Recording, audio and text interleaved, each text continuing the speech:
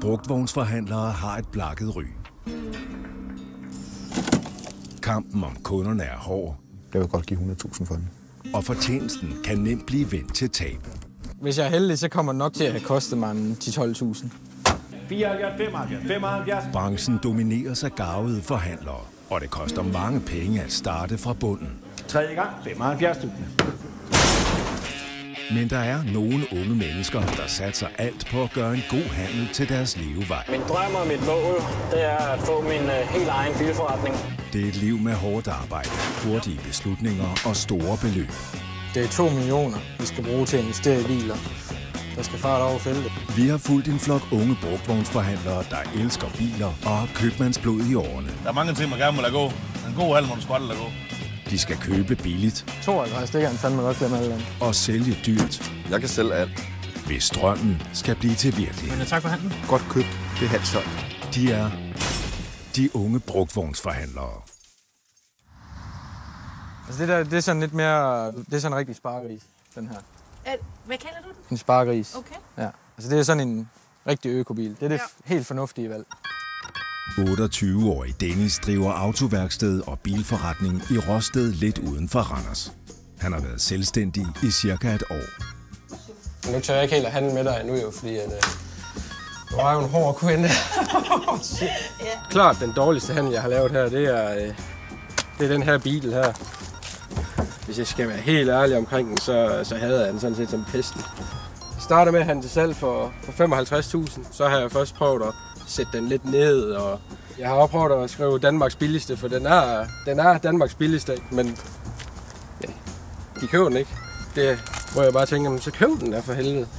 Jeg har selv givet 33.000 på den, så vi er ved at være dernede, hvor det er ved at være en rigtig dårlig handel. Efter et år uden seriøse henvendelser, har en kunde vist interesse for den røde folkevogn og vil gerne prøve at køre bilen. Der er selvfølgelig ingen strøm på, fordi den har stået så lang tid. Og det her, det er batteri nummer 2, der er klappet sammen på den. Så nu kan jeg passende lige sætte et nyt batteri på igen. Og så den imens kan starte, når han kommer og kigger på den. Det er jo ligesom et rimelig godt udgangspunkt. Man lærer jo også sin fejl, og det må jeg eddermame sige. Det har jeg gjort med den her. Nu håber jeg bare inderligt, at det så bliver til noget den her gang. Den skal væk.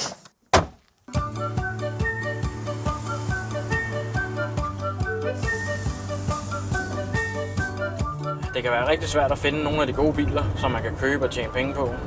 Så en metode, jeg bruger meget, det er, at jeg ligger og kører rundt, og så kigger jeg sådan ind af indkørsler, og ser man nu lige, der holder, ja, det kan være en gammel Honda eller en BMW eller en eller anden specialbil. Jamen, så stopper man lige og kigger en gang og banker på døren, ser om der er nogen hjemme. Hvis ikke der er, så lægger jeg et visitkort i forruden på bilen. De ser sådan ud, og jeg har selv designet dem. Vil du sælge din bil? Hilsen Jeppe, så ved de i hvert fald, hvad jeg hedder. 25-årig Jeppe Søjden er selvstændig brugtvognsforhandler. Han leder efter ældre specialbiler og har fået øje på en Mercedes. Ja, jeg ved så ikke lige, hvordan man kommer ind.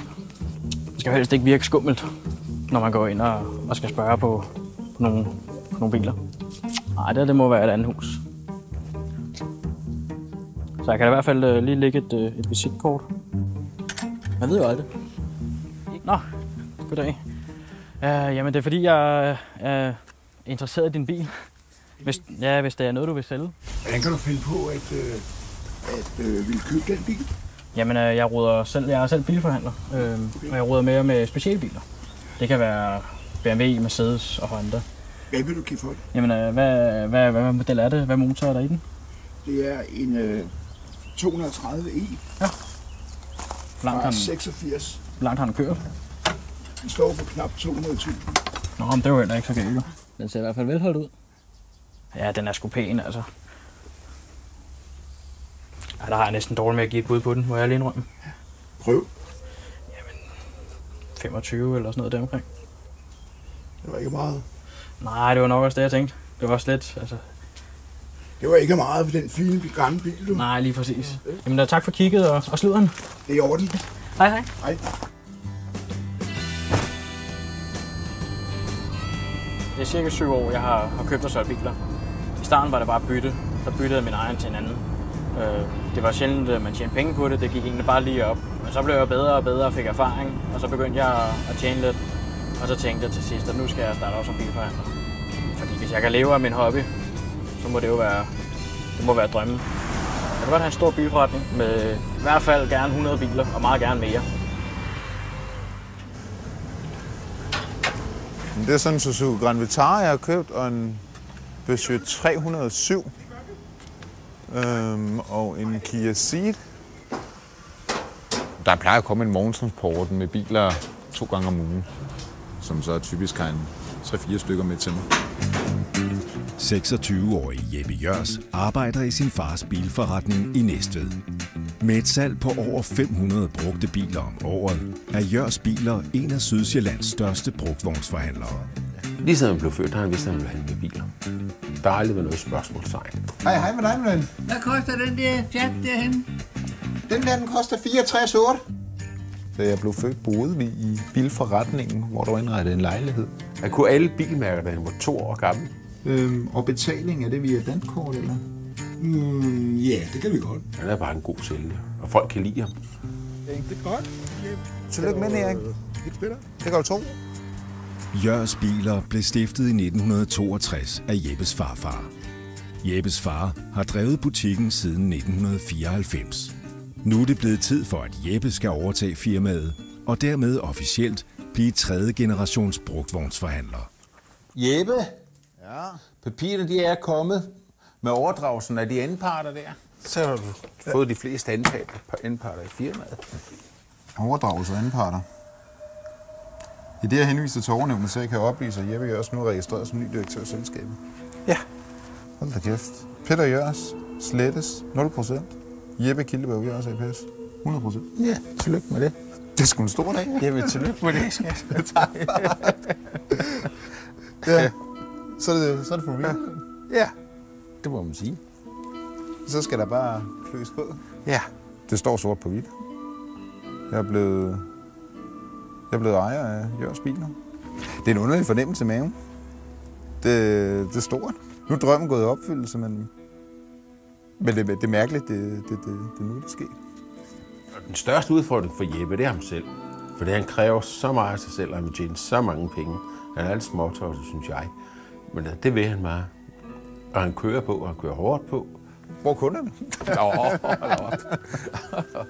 Nu skal jeg føre familievirksomheden videre som 3. generation. Der er et varelager på 90 biler i en bygning. Der skal sælges nogle biler og løbes hurtigt.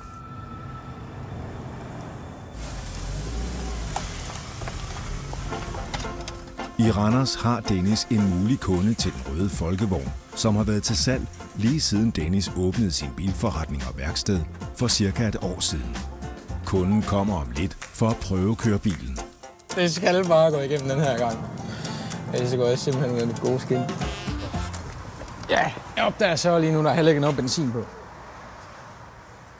Jeg håber bare så meget, at den er solgt, men igen, jeg tror simpelthen ikke på det, før den er væk.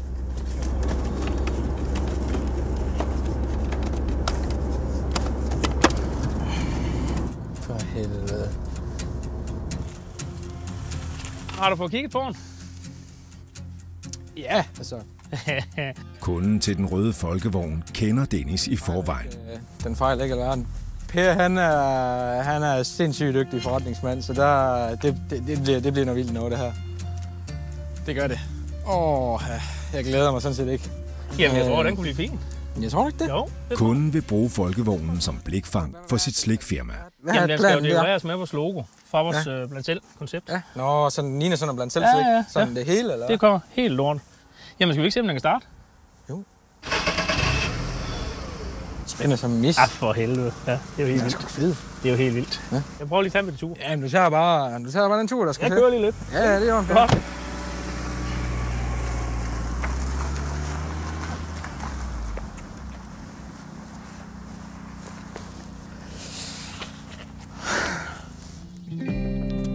Da jeg startede der for et år siden, der var jeg jo i banken, og jeg satte sådan set hele butikken. Både privat og det hele, for at de ligesom ville være med på det. Og der startede jeg med at låne en 500.000 til ligesom at komme i gang. Jeg stod selv for at reparere bilerne. Og i dag, her et år senere, der er vi 4 mand ansatte og for omkring 1 million kroner biler. Ja, det var hurtigt. Så ved man så ikke, om det er gode eller dårlige tegn.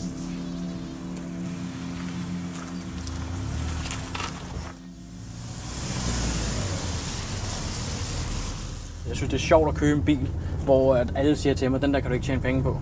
Og så tjener jeg penge på den alligevel. Derfor synes jeg også, det er sjovt at købe biler, der er nogle gange slidte og ødelagt og gamle og triste at se på. Holder en BMW lige dernede. Det ligner umiddelbart et projekt. På sin jagt efter billige biler finder Jeppe en ældre BMW, der kunne være penge værd. Ikke så meget rust. Det er svært, hvad sådan en den skal koste. Det er også lidt, om den overhovedet kan køre. Det er nok en til 15.000. Lidt afhængig af, hvad motor der er i den. Ja, det var mere med henblik på BMW'en, der holder der. Om det var noget, der var til salg. Ja, men den er til salg. Via en nabo får Jeppe fat i ejeren. Jeppe. Hvad var grunden til, at du egentlig gerne ville af med den? Jeg har haft den i 8 år, ikke? Ja. Kan du huske, hvad årgang? Den er? 86. 86, okay. Ja, altså som helhed ser den da meget fin ud. Ja. Det er sjovt, når man finder sådan nogle biler nogle gange. Det er jo sådan noget, jeg synes, der er sjovt jo, at finde. Ja. Noget af det, som der ikke har været til salg på nettet og sådan noget. Det er også derfor, jeg ligger og kører rundt og... Jeg bare kigger. Ja. Men den kom fra Jylland, ikke? Ja. Der står også Team Bølland her på siden. Den er fra Herning. Okay. Sælgeren vil have 10.000 kroner for bilen. Hvordan, ja, nu kan jeg se, at du har skrevet pris. Hvordan tænker du med, er den fast, eller er du til at handle en lille smule med? Det vil jeg sige. Så du vil sige nej til hvis jeg byder 8? Ja, det vil jeg sgu. Tror jeg da ikke, den kan gå helt galt til de 10, hvis jeg skal være helt ærlig. Jeg prøver at tage chancen. Der skulle gerne være 10 der. Men tak for handlen. Jo tak, lige måde.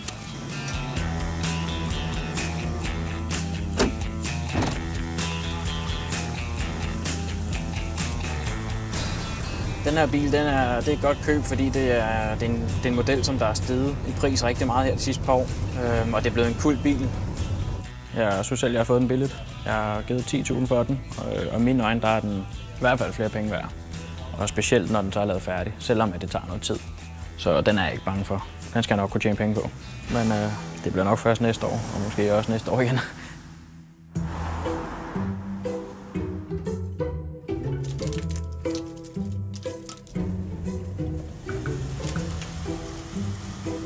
Når du kommer ind som kunde, så synes jeg, det er vigtigt, at forretningen ser pæn og ordentligt ud og ikke rodet ud. Alle bilerne skal holde på en lige linje med samme afstand. Ej, det skal ikke helt i orden, det der. De skal holde inden for sådan et stykke her. Jeg ved ikke, om jeg måske overdriver her, men jeg kan ikke tage hjem, uden de holder pænt. Det er med til at udstråle, at jeg er en bilforhandler, som har styr på mine biler. Den holder sådan et stykke for langt fremme, så vi skal lidt tilbage.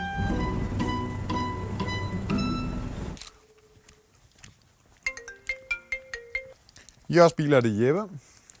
I Næstved viser en kunde interesse for en af Jeppes biler. En Opel Astra fra 2010 til ca. 130.000 kroner. En pæn i bunden, og der er lægget modder i for ny af, kan man se. Også pænt i bagagerum, altså der er ikke været hund eller noget i den. Fortjenesten i en bil i den størrelse ligger på omkring 15.000 kroner. Så der er nogle 1.000 kroner at give af, men ikke mange. Og så har den, men det er fordi det er skilt ad, det er Ja, men det er bare et klipsystem, som vi husker. Ja. Allerede der, så det er lavet, ikke? Der er rigtig mange småbuler rundt. Eller ikke småbuler, men trisser. Det er også en farve, du rigtig taknemmelig ser det på. Jamen Henrik, han er interesseret i en Opel Astra til salg. Det er anden gang, han er her. Første gang var et rigtig positivt syn med bilen, og anden gang finder han nogle lakfejl i den, som egentlig gør, at han mister interessen for bilen og takker pænt nej tak. Min mission i dag er at få køberen til at blive interesseret i bilen igen. Alt det her kan poleres væk. Det der kan poleres væk. To buler her. Men det skal vi have udrettet, det kan en bulemand klare. Hele vejen lidt over det her. Ja, det er det klassiske sted på biler. Okay, klart. Det kan poleres væk, alt det der. 100%. Ja. Og det der kan også poleres væk. Og det der kan poleres væk. Det kan poleres væk. Der er heller ikke noget her, der ikke kan poleres væk. Så det er jo det eneste, der skal males på, det er jo faktisk forkofangeren. Resten kan jeg få væk. Okay. Jeg har været klargangsmand, før jeg blev sælger. Så det er derfor, jeg ved det. Jeg kunne tage den ind til en polering, så kan du se den, når alle risserne væk i den. Jamen, det vil jeg meget gerne. Ikke? Jo, bestemt. Sådan en, du beslutter 100%. Det er det, vi gør. Er det ikke det, vi gør? Jo. Super dejligt.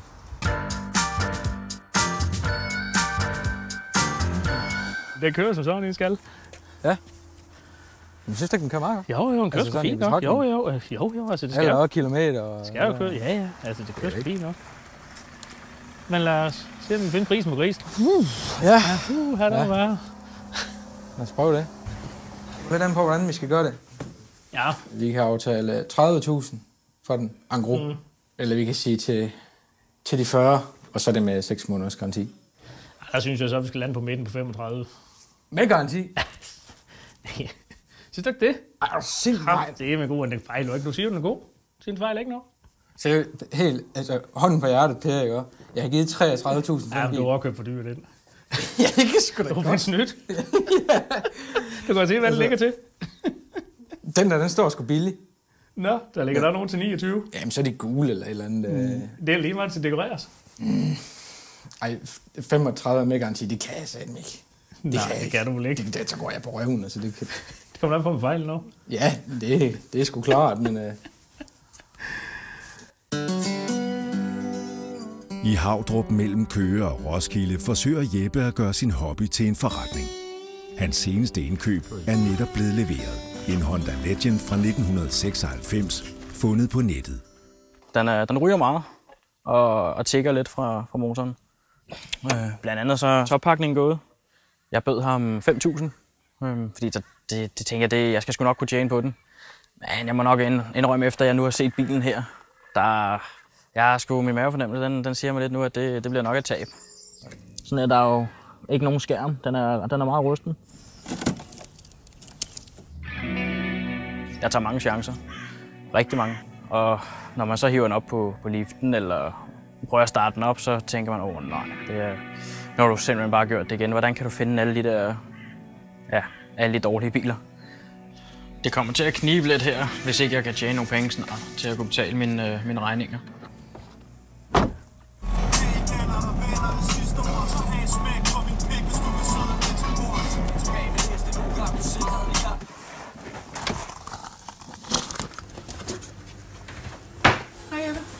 Altså, har du haft en hård dag? Det er lidt op ad bakke. Så er det godt, du kan bo herhjemme, så kan jeg hjælpe dig på den måde. Ja. Det var nok lidt inden du finder noget, så. Altså, tænker jeg. Skal jeg sætte lidt mad på bordet? Ja, det var lækkert. Altså et eller andet sted må du prøve noget. Og i første omgang er det også at få nogle kontakter, så du kan købe noget. Det er også fordi, der har været lidt hårdt her sidst. Det har sgu godt nok. Du har lige lidt modgang, men det skal være skidt, før det bliver godt. Ikke? Jo, men det er bare, hvor længe skal det være skidt? Det ved jeg ikke. Det er måske der er gået lidt galt nu, ved at jeg har sat så lidt for meget på lidt mere specialbiler. Det tager lidt længere til at sætte dem. Ja. Du må desværre nok sælge noget af det, der er flest købere til. Ja. Det kunne være, det kunne hjælpe. Så, det synes jeg, du skal. Altså, så du lige... Prøv at se, om du kan få lidt gang i den og få lidt blod på tanden. Det... Ja. Tak meget. Ja, velbekomme. I Næstved venter Jeppe på, at kunden, der var interesseret i hans Opel Astra, skal se bilen igen, efter at den er blevet poleret. Jeg synes selv, vi har lavet et rigtig pænt stykke arbejde, og bilen fremstår rigtig velholdt. Og nu er jeg selvfølgelig eddikespændt på, om Henrik synes, at vi også har gjort et godt stykke arbejde. Noget af det eneste, vi ikke kunne fjerne, det var, at der var en lille ridse her.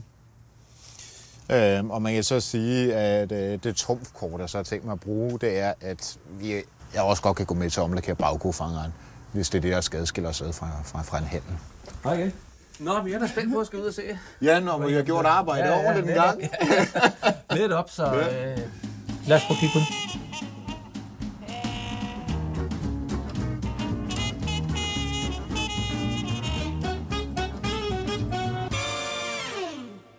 Så har vi jo koncentreret os om siderne. Ja, som aftalt. Som vi talte om, ikke også? Ja. At den lige skulle friskes op, det ikke også? Ja. Ja, det ser noget bedre ud, end de gjorde den anden dag. Ja. Jamen, det er godt. Det ligner noget, at... Som sagt, der var lige den eneste her, og der er lidt der, og så var der den der. Ja. Vi kan godt snakke om, fordi jeg får rabat, når man tager fokofangeren, så kan han også tage bagkofangeren. Ja, netop. Jamen Henrik, så synes jeg da, at vi har en halv på plads. Er vi ikke enige om det? Det er vi enige om. Opel giver dig 129.840. Bytbilen giver 73.340. Så vi lander på en byttepris, der hedder 62.000 alt inklusiv. Ja. Jamen, så kan jeg officielt ønske dig tillykke med et stykke Opel Astra. Jamen, så lykkedes det mig alligevel at få overbevist om, på en pæn bil. Jamen, det er også blevet. Ja. Så... Ja, tak for Henrik. Det gør det. Hej Henrik. Yes. Storans bremser, skift oliefilter, syneren, sætter plader på, og så får du 32 en gros. Du skal ikke tænke for mig, du skal handle. Vi skal videre. Jeg skal tænke, fordi jeg skal jo tænke, hvor mange penge jeg snyder mig selv for. Snyder ikke dig selv? Jo. Det er jo en livslang drøm. Jeg har lige siden, at jeg kunne gå, der har jeg rodet med biler og elsket bare at skrue i biler. Værkstedet, det får det lige det hele sådan til at rende rundt med de faste udgifter og det. Og min løn, den er udelukkende afhængig af salget af biler. Så det er jo enormt vigtigt for mig, at jeg hele tiden sælger nogle biler, ellers så kan man i princippet godt sige, at der ikke rigtig er nogen løn. Så får du 33, så skier med det. Så er der kun fordi jeg godt humør. 35. Så laver jeg den tip-top i stand. Altså med bremser og alt det der, og skifter olie og syner den. Og så får du næste olieskift gratis. Fuld service. Altså et olieskift med olie og filter. Nå. En aftale, Dennis. Det gør vi. Top. Ikke? Ja, det er ikke lige nogen succeshandel for mig overhovedet. Nej, ved du hvad, altså. Man lærer også sine... Alle hobbyer, de koster penge, ikke? Ja, det gør det. I Havdrup på Sjælland har Jeppe fundet en bil, som han håber kan få ham ud af krisen. Nu skal jeg ud og kigge på en Honda Accord. En, som en forhandler har til salg. Forhandleren han har bedt om et bud.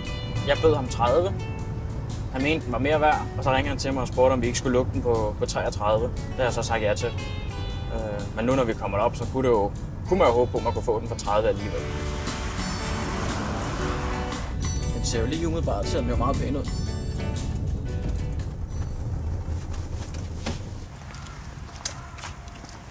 Hej så. Det var Jeppe. Ja. Hej Martin. Velkommen til. Det var et stykke Honda. Ja, det er rigtigt. Det der er det sjove ved den her, det er jo en lidt speciel bil. Der er ikke så mange af dem. Nej, lige præcis. Jeg tror, der er håber på, at man kan tjene nogle penge på den. Det tror jeg også godt, du kan. Vi har bare et koncept her, hvor vi ligesom siger, at biler, der er ældre end 5, 6, 8 år, jamen det koncentrerer vi ikke så meget om. Nej, lige præcis. Vi vil hellere have lidt nye biler på lager, ikke også? Det er jo også det, jeg håber på sigt, at jeg har nyere biler, men stadig også nogle gamle nogen. Ja. Jeg synes, det er sjovere at sælge sådan noget her, end en Toyota Aygo. Ja, men vi er helt enige. Nu var det, du sagde 33, jeg skrev 30. Man kunne eventuelt måske mødes på midten. Jeg synes, vi aftalte 33. Ja, det gør vi. Man skulle jo lige prøve, jo. Selvfølgelig, det har jeg stor respekt for. Så skal du bare se, at jeg laver sådan en sluttal her. Hvor længe har du været selvstændig? Jeg har været siden 2013, men først rigtig startet op for lige knap 1,5 år siden. Ja. Jamen, tak for handlen. Ja. Det var fornøjelse. Jeg håber, vi kommer til at sælge mere til hinanden. Ja, må ikke? Ja.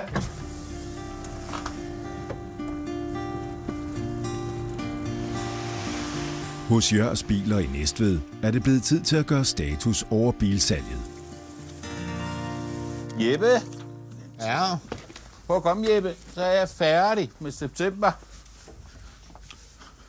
Jeg har sådan lidt blandet følelser med september. For på sin vis fik vi da solgt nogle biler, men det var ikke sådan, så der var vild gang i den. Er du fede fortjenester på nogle af dem? Super.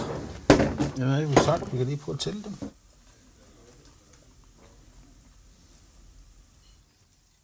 35. 35? Ja. Perfekt. Og så har jeg ikke taget alle dem med, der giver et 0. Okay. Der er nogen på 40.000 som det højeste, ikke? Og så de ligger på omkring 30, mange af dem. Så har jeg haft købt godt ind. Godt købt, det er jo halvt solgt, det er det vigtigste. Ja. Men det er det. Vi har da en million bruttofortjeneste cirka, ikke? Minus udgifter. Ja, og den ligger herovre, den er også talt sammen på rigtig mange stumper. Så han har givet 200.000, siger jeg. Okay. September måned. Okay. Så det er sgu da fint. Det er sgu da fint. Ja. Det er sgu da en god måde. Ja. Men det er en god start. Det er altid godt at komme godt fra start. Ja. Det var jo en dejlig nyhed. Nu er jo 3. generation i foretagende, og det er jo fedt, man kan sige, at man er kommet godt fra start og gør det lige så godt, som det tidligere, som min farfar og min far har gjort. Det er jo en fantastisk fornemmelse.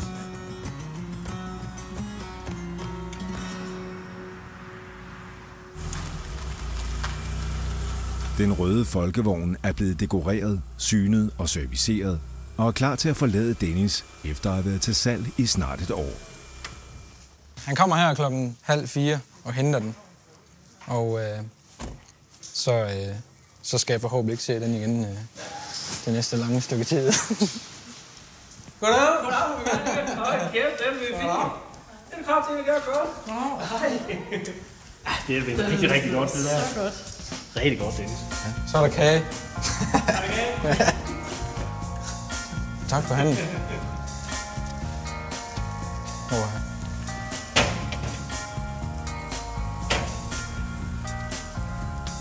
Yes! Hvor er det vigtigt. Til trods for, at jeg egentlig har tabt 5-6.000 eller noget andet, så har jeg det fantastisk. At man endelig er kommet af med den bil der. Hvor er det dejligt. Det er bare fedt. Ej, hvor er det dejligt.